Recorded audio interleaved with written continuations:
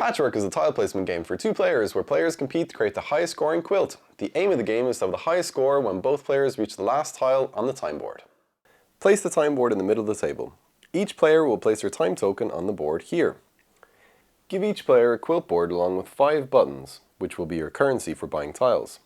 Place the patches in a large circle around the time board. Locate this small patch and place the neutral patch between this one and the next one in clockwise order. The player who is furthest behind, or in the case of both being on the same space, the person on the top of the stack, is always the current player. This can sometimes mean you can take a turn and have another 1 or 2 turns if you're still behind the player in front of you. On your turn you can do one of 2 different actions. The first is advance and receive buttons. Move your time token on the time board so that it occupies the space directly in front of your opponent's time token. You receive 1 button per space you moved your time token, plus receive any bonus tiles, which we'll explain shortly. The second is you can take a patch and place it on your board. This happens in 5 steps. Number 1. Choose any of the first 3 patches in front of the neutral token in clockwise order. Move the neutral token forward 1 patch. Pay for your patch based on its button requirements. Place the patch on your quilt.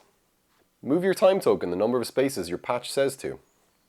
If your patch lands on the other player's token, put it on top of it. There's 2 special icons on the time board. This tile lets you get buttons equivalent to the number on your quilt when you pass it. For example here, when I pass the button on the time board, I would receive 4 buttons. This tile gives you a single leather tile which you can place on your board for free, filling in a single square.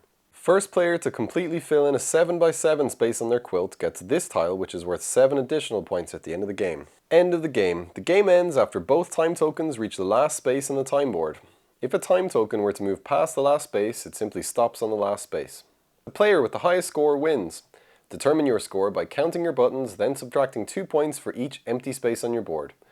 For example, in this situation, I have 33 buttons and 9 empty spaces, leaving me with 15 points total. In the case of a tie, the player who got to the final space of the board first wins.